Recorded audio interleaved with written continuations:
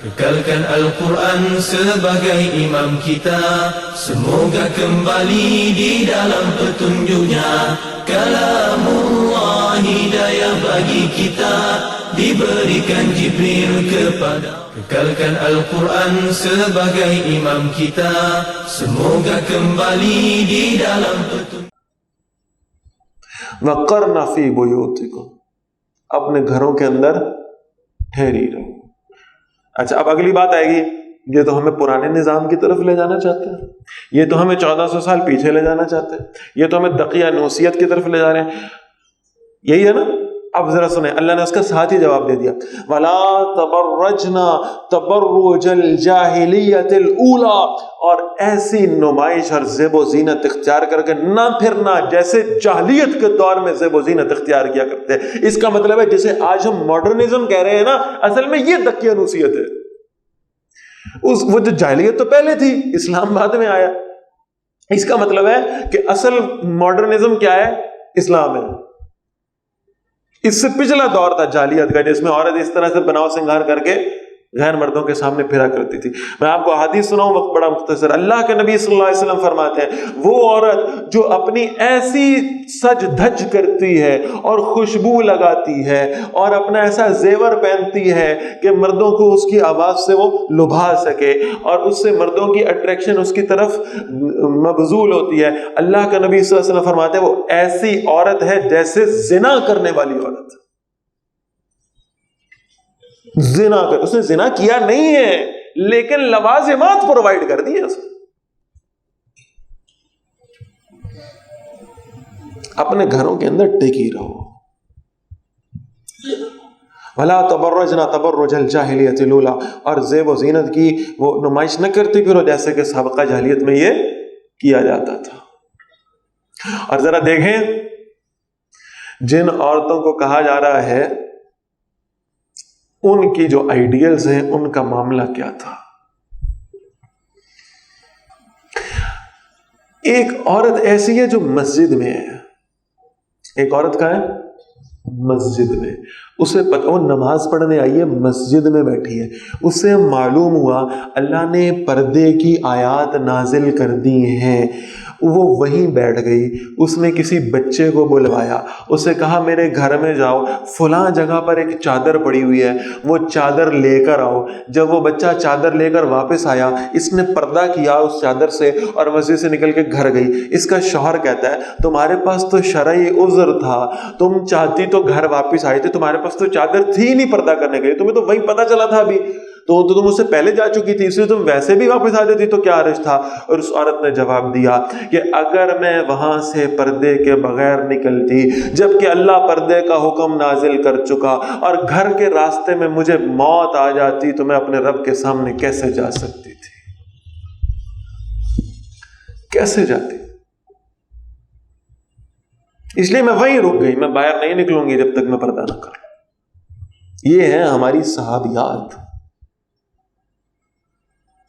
یہ ہے ان کی شرم و حیا کا معاملہ۔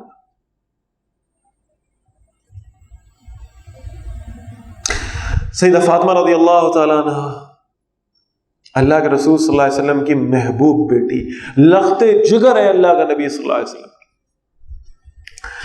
روایات میں آتا ہے لوگ پل صراط سے گزر رہے ہوں گے اور قیامت والے دن کی طرف لائے جائیں گے، یکدم یہ کہا جائے گا ساری کائنات کی آنکھوں پر پردہ ڈال دو، ساری کائنات کے لوگوں کی آنکھیں بند کروا دی جائیں، ان کو بینائی سے چند لمحوں کے لیے محروم کر دیا جائے، انہیں ان کی آنکھوں پہ پردہ ڈالا جائے۔ پوچھا جائے گا یا اللہ ایسا کیوں؟ اللہ فرمائیں گے حضور کی بیٹی فاطمہ نے گزرنا ہے اور وہ بڑی حیا والی ہے، بڑی حیا والی۔ کیسا پردہ ہے؟ ہماری عورت کہتی ہے گرمی بہت ہے جی، کیسے اتنی گرمی میں کیسے پردہ کریں؟ دم گھٹتا ہے، دم، سانس بند ہوتا ہے۔ تو میں کہتا ہوں بس صرف اس وقت کو سوچ لو جب تم قبر میں ہوگی، اس وقت کیا کیفیت ہوگی؟ وہ بہتر ہے یا یہ بہتر؟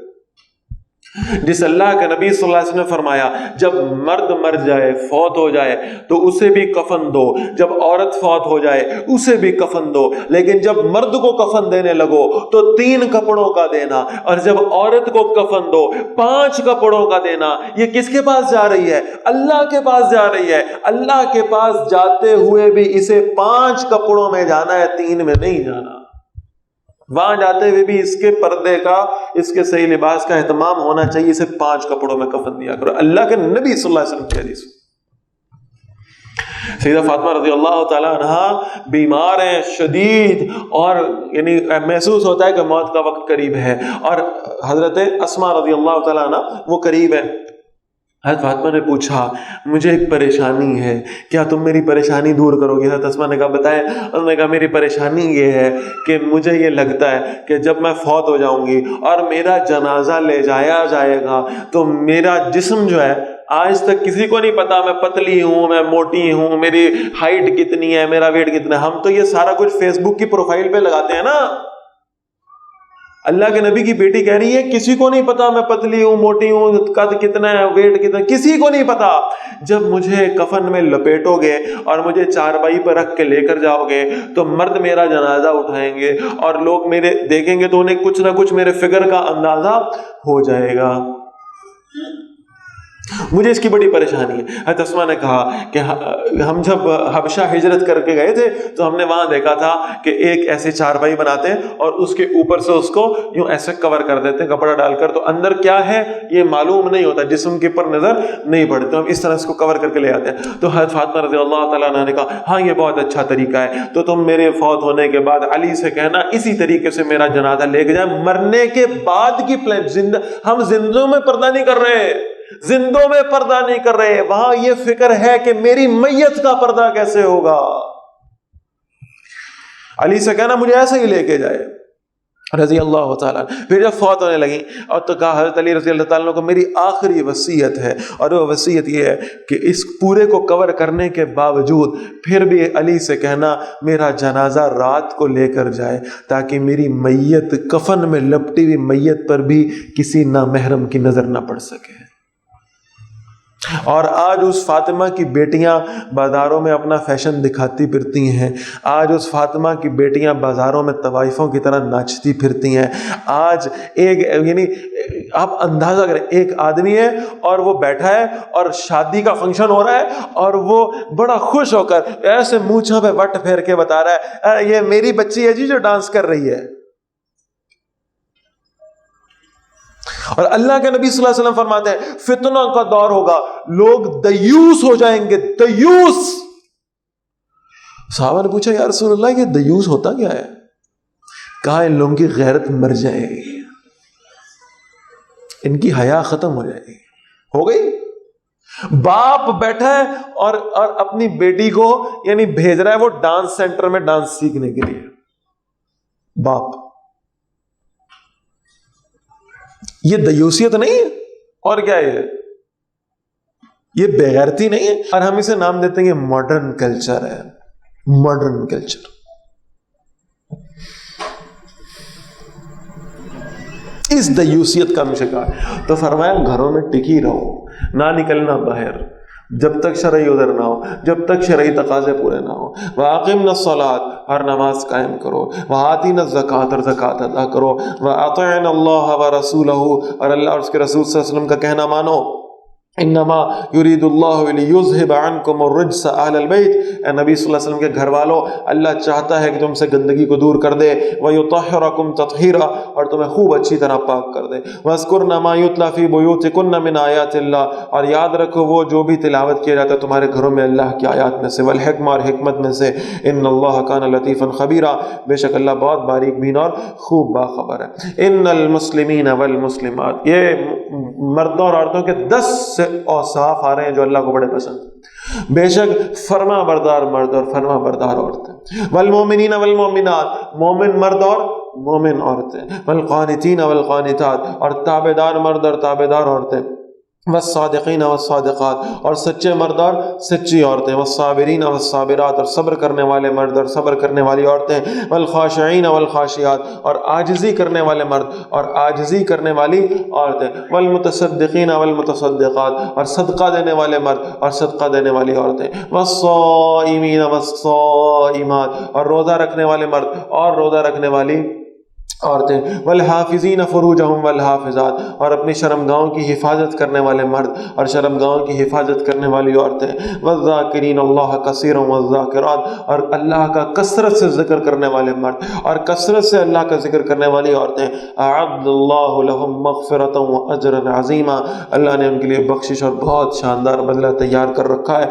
وما کان لمؤمن ولا مؤمنۃ، کسی مومن مرد اور عورت کے لائق نہیں ہے، اذا قضى اللہ ورسولہ امرا، بڑی اہم بات، جب اللہ اور اس کے رسول صلی اللہ علیہ وسلم کسی کام کا فیصلہ فرما دیں، ان یکون لہم الخیارۃ من امرہم، کہ اس معاملے میں انہیں بھی کوئی اختیار حاصل ہو گئے، نہیں ایسا نہیں، ہمارا کلچر تو یہ کہتا ہے، ہماری تہذیب تو یہ کہہ رہی ہے، ہمارے رسم و رواج تو یہ کہہ رہے ہیں، یہ نہیں ہو سکتا۔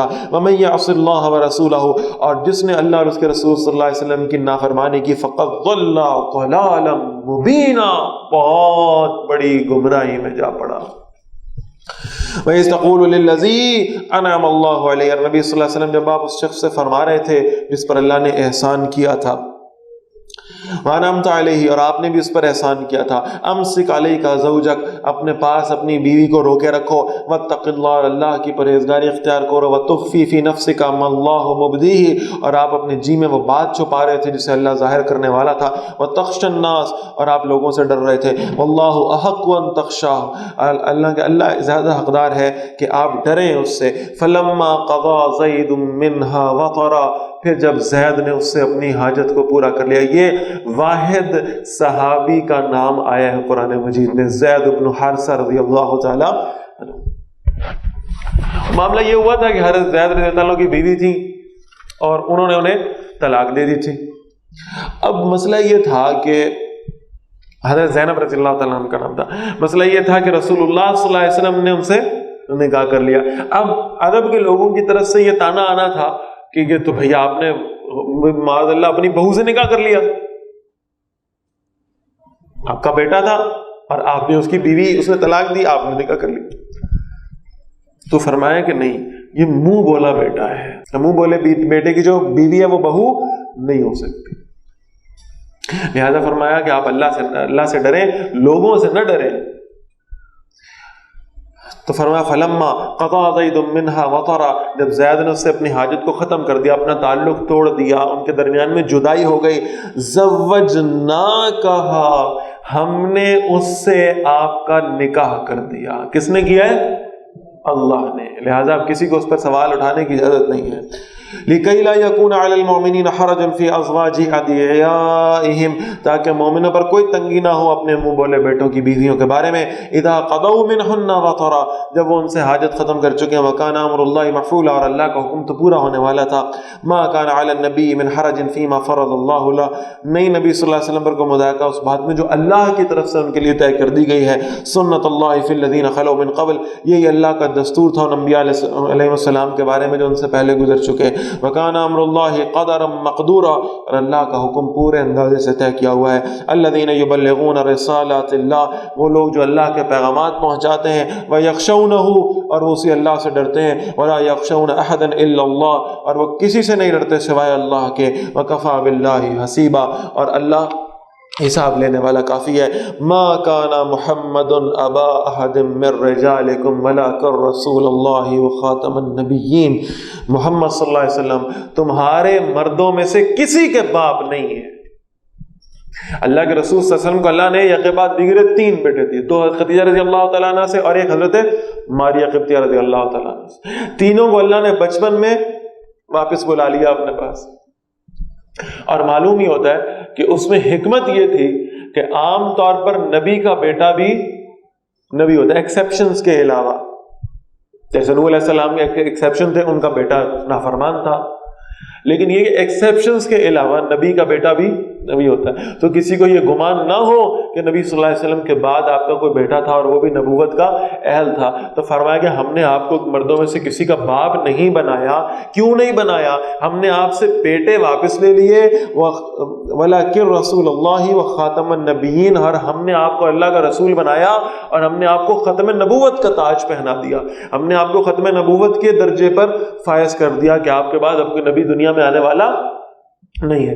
اب یہ سمجھ لیں یہ جو خاتم النبیین کا لفظ ہے یہ کیا ہے؟ یہ جو ختم ہے نا اس کا مطلب ہے عام تراجم میں آپ دیکھیں گے مہر.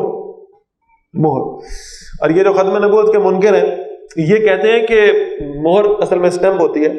ایک کاغذ آیا اسٹیمپ لگی آگے چلا، اگلا کاغذ آیا اسٹیمپ لگی آگے چلا، یہی ہوتا ہے نا. وہ اسٹیمپ پہ لگتی رہتی ہے، مختلف کاغذوں پہ لگتی ہے. تو یہاں مہر کا مطلب اسٹیمپ نہیں ہے، یہاں مہر کا مطلب ہے سیل ہو جانا. اللہ کے رسول صلی اللہ علیہ وسلم اس نبیوں کے سلسلے کے سیلر ہیں، ختم کرنے والے ہیں. خود اللہ کے نبی صلی اللہ علیہ وسلم فرماتے ہیں کہ میری مثال ایسے ہے کہ کسی شخص نے کوئی بڑا خوبصورت محل بنایا ہو اور اس میں ایک اینٹ کی جگہ خالی چھوڑ دی ہو، تو لہٰذا میں نبوت کے محل کی وہ آخری اینٹ ہوں کہ جب اللہ کے نبی صلی اللہ علیہ وسلم اس نبوت کی سیریز میں آ گئے تو اب یہ پوری سیریز مکمل ہو گئی اور اب اس میں کسی قسم کی کسی نبی کی کوئی گنجائش نہیں ہے. کوئی ذلی بروزی نبی اور اس طرح کی اصطلاحات استعمال کر کے کوئی نبوت کا دعویٰ کرے گا تو اللہ کے نبی صلی اللہ علیہ وسلم ایسے شخص کے بارے میں فرماتے ہیں ثلاثون دجالون کذابون، میرے بعد 30 لوگ آئیں گے دجال ہوں گے، کذاب ہوں گے، اور ان میں سے ہر ایک یہ دعویٰ کرے گا کہ وہ اللہ کا نبی، حالانکہ وہ جھوٹا ہو. اللہ کے رسول صلی اللہ علیہ وسلم کے بعد کسی قسم کی نبوت کی کوئی گنجائش نہیں. بلکہ ہمارے علماء لکھتے ہیں کہ ہم جو کلمہ پڑھتے ہیں نا لا الہ الا اللہ محمد الرسول اللہ، ایک شخص کہتا ہے لا الہ الا اللہ کو مانتا ہوں، محمد الرسول اللہ کو مانتا ہوں صلی اللہ علیہ وسلم، پھر کلمہ یہی پڑھتا ہے، نماز پڑھتا ہے، حج کرتا ہے، زکوٰۃ دیتا ہے، عمرہ کرتا ہے، سب کچھ کر رہا ہے، جہاد بھی کرتا ہے، انفاق بھی کرتا ہے، سب کر رہا ہے، اللہ کو الہ مان رہا ہے، رسول اللہ صلی اللہ علیہ وسلم کو اللہ کا نبی مان رہا ہے، لیکن صرف آخری نبی نہیں مانتا تو کافر ہے. اس لیے کہ کلمے میں محذوف ہے یہ جملہ کہ حضور صلی اللہ علیہ وسلم اللہ کے آخری نبی ہے، آخری نہیں مانتا تو فارغ. تو یہ ختم نبوت ہمارے عقیدے کے اعتبار سے یہ عقائد میں بہت اہم ہے، بہت اہم ہے، بہت اہم ہے. بلکہ یہاں تک یعنی میں نے پڑھا ہے کہ اگر کسی شخص نے جھوٹی نبوت کا دعویٰ کیا تو اس شخص سے، وہ خود تو دجال اور کذاب ہے ہی ہے، اس میں شک نہیں ہے، واجب القتل ہے، لیکن اس شخص سے نبوت کی دلیل مانگنے والا بھی کافر ہو جائے گا. کوئی اس سے کہے نا ہاں بھائی کوئی مہر نبوت ہے تیرے بس دکھا، کوئی معجزہ دکھا، اس سے دلیل مانگنے والا بھی خارج از اسلام ہو جائے گا، اس لیے کہ کوئی دلیل ہو ہی نہیں سکتی، ہو ہی نہیں سکتی. کوئی شخص اگر جھوٹی کوئی مہر نبوت بنا کے دکھا دے تو کیا نبی مان لو گے اس کو؟ کوئی معجزہ دکھا دے تو نبی مان لو گے؟ نہیں ہو سکتا. اس سے دلیل مانگنا ہی جائز نہیں. امام ابو حنیفہ رحمۃ اللہ علیہ نے یہ لکھا ہے، دلیل مانگنے والا بھی کافر. تو اللہ کے رسول صلی اللہ علیہ وسلم اس نبیوں کے سلسلے کے خاتم تھے، مہر تھے. اللہ کے نبی صلی اللہ علیہ وسلم کے بعد قیامت تک اب کسی اور نبی کی گنجائش نہیں ہے. وَكَانَ اللَّهُ بِكُلِّ شَيْءٍ عَلِيمًا، اور اللہ تعالیٰ ہر چیز کو خوب جاننے والا ہے. یا ایھا الذین آمنوا اذکروا اللہ ذکرا کثیرا وسبحوہ بکرۃ وأصیلا. صدق اللہ العظیم. رب اشرح لی صدری ویسر لی امری واحلل عقدۃ من لسانی یفقہوا قولی واجعل لی وزیرا من اہلی. آمین یا رب العالمین. سورہ احزاب اور آیت نمبر 41 سے ہم نے آج آغاز کرنا ہے. یا ایھا الذین آمنوا، اے ایمان والو، اذکروا اللہ، اللہ کا ذکر کیا کرو، ذکرن کثیرا، اور خوب اللہ کا ذکر کیا کرو. اس ذکر سے مراد ہے یاد کرنا، اللہ کو یاد کرنا. اور ذکر کی علماء نے 3 اقسام لکھی ہیں، ان کو سمجھ لیں. ایک ہے جو معروف ہے اور جس کے بارے میں ہم یہ سمجھتے ہیں کہ صرف یہی ذکر ہے، وہ ہے ذکر باللسان، یعنی زبان سے اللہ کو یاد کرنا. ہم سمجھتے ہیں بس یہ ذکر ہے، یہ بھی ذکر ہے. دوسری ہے ذکر بالقلب، یعنی دل سے اللہ کو یاد کرنا، دل میں اللہ کا احسان ماننا، دل میں اللہ کا شکر ادا کرنا، یہ بھی ذکر کے معنوں میں آتا ہے. اور تیسرا ہے ذکر بالجوارح، اس سے مراد یہ کہ اپنے اعمال کے ذریعے سے بھی اللہ کو یاد کرنا، یعنی ایسے اعمال کرنا جس سے اللہ یاد آ جائے.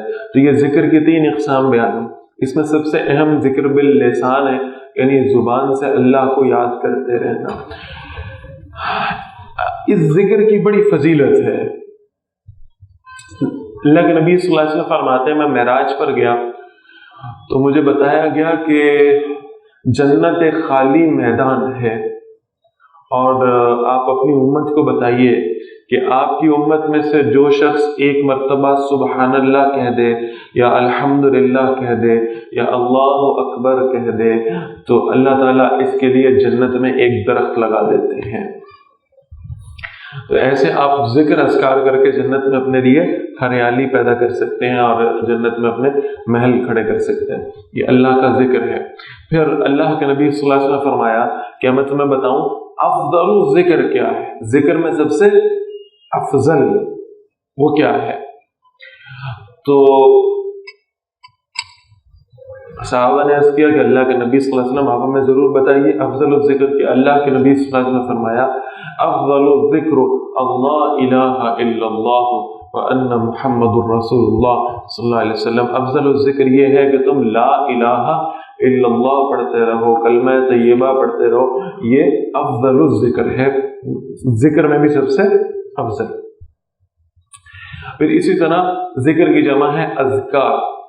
آپ میں سے جو سیکھنا چاہے اور جس کو اس میں دلچسپی ہو تو اذکار مسنونہ سکھائیں اللہ کے نبی صلی اللہ علیہ وسلم نے، یعنی وہ اذکار جو سنت سے ثابت ہے. اللہ کے نبی صلی اللہ علیہ وسلم کس انداز سے ذکر فرمایا کرتے تھے. تو یہ ان اذکار کا بھی ثبوت احادیث میں مل جاتا ہے کہ مختلف اذکار اللہ کے نبی صلی اللہ علیہ وسلم سکھائے تھے، تو انہیں مختلف مواقع پر ان دعاؤں کو اور ان اذکار کو پڑھتے رہنا چاہیے. تو فرمایا گیا کہ ذکر کرو اور کثرت سے اللہ کا ذکر کیا کرو. وَسَبِّحُوهُ بُكْرَةً وَأَصِيلًا، اور اللہ کی پاکیزگی بیان کرو صبح اور شام میں، صرف زبانوں سے نہیں، صرف دل سے نہیں، بلکہ انسان کے اعمال میں بھی وہ ذکر نظر آنا شروع ہو جائے. هُوَ الَّذِي يُصَلِّي عَلَيْكُمْ، وہی ہے جو تم پر رحمت نازل کرتا ہے. وَمَلَائِكَتُهُ، اور اس کے فرشتے بھی، یعنی وہ بھی اللہ سے دعا کرتے ہیں کہ اللہ کی رحمت ایمان والوں پر نازل ہو. لِيُخْرِجَكُم مِّنَ الظُّلُمَاتِ إِلَى النُّورِ، تاکہ وہ اندھیروں میں سے تمہیں نکالے روشنی کی طرف. وَكَانَ بِالْمُؤْمِنِينَ رَحِيمًا، اور وہ ایمان والوں پر ہمیشہ رحم فرمانے والا ہے. تَحِيَّتُهُمْ يَوْمَ يَلْقَوْنَهُ سلام، اور جس روز وہ ملیں گے اللہ سے وہ دعا کے طور پر ان کی جو گفتگو ہوگی، ان کا کلام کیا ہوگا؟ سلام ہوگا، ایک دوسرے کو سلام کرتے ہوں گے. وَأَعَدَّ لَهُمْ أَجْرًا كَرِيمًا، اور اللہ نے ان کے لیے عزت والا اجر تیار کر رکھا ہے. یا ایھا النبی انا ارسلناک شاہدا ومبشرا ونذیرا، اے نبی صلی اللہ علیہ وسلم بے شک ہم نے آپ کو بھیجا ہے. یہ 3 حیثیتیں اللہ کے نبی صلی اللہ علیہ وسلم کی یہاں بتائی گئی. نمبر 1، ہم نے آپ کو شاہد بنا کر بھیجا ہے، ہم نے آپ کو گواہ بنا کر بھیجا ہے تاکہ آپ ان لوگوں پر حجت کو قائم کر دیں، آپ اللہ کے دین کا پیغام بخوبی ان تک پہنچا دیں.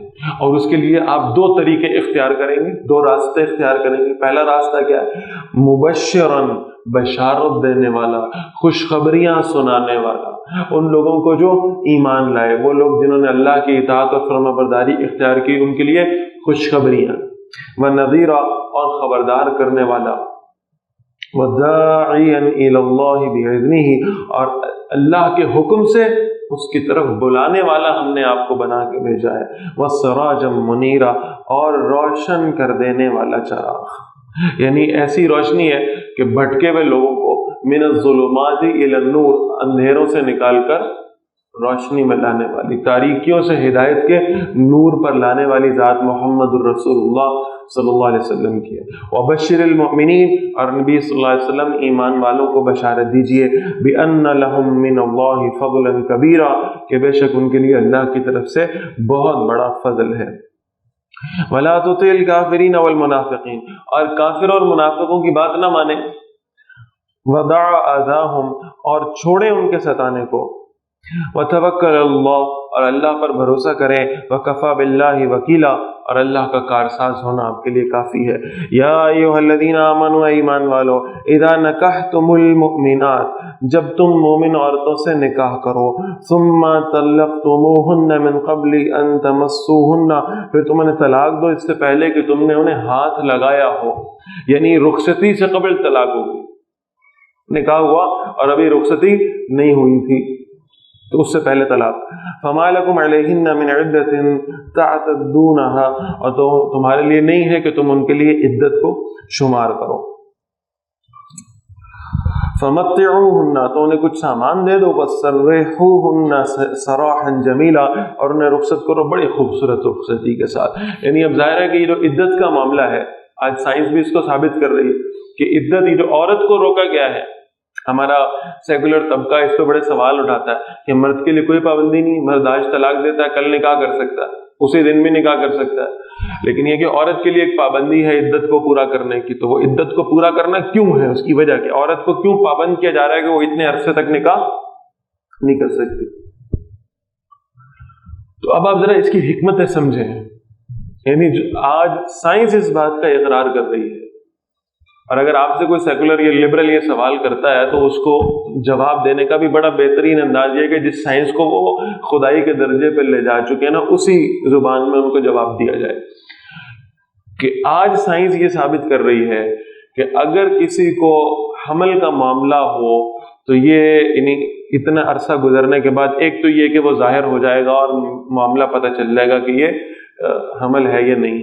دوسری بات یہ ہے کہ وہ جو 3 حیض آنے کا معاملہ ہے تو وہ یعنی جو اس کا سابقہ شوہر تھا اس کے ساتھ جو بھی اس کا تعلق رہا ہے وہ ڈی این اے کے تھرو ہر حیض کے ساتھ کوئی 33% اس کا جو بھی یعنی اس کا ڈی این اے تھا وہ ایکسٹریکٹ ہوتا جائے گا، نکلتا جائے گا، اور پھر سائنس یہ کہتی ہے کہ جب 3 حیض پورے کے پورے گزر جائیں گے تو پھر جو اس کا سابقہ شوہر تھا اس کا پورا ڈی این اے اس کے جسم سے نکل چکا ہوگا، تو پھر یہ کہ وہ یعنی آگے شادی کر سکتی اور نکاح کر سکتی۔ Kekalkan Al-Quran sebagai imam kita, semoga kembali di dalam petunjuknya. Kalamullah hidayah bagi kita, diberikan Jibril kepada. Kekalkan Al-Quran sebagai imam kita, semoga kembali di dalam petunjuknya. Kalamullah hidayah bagi kita.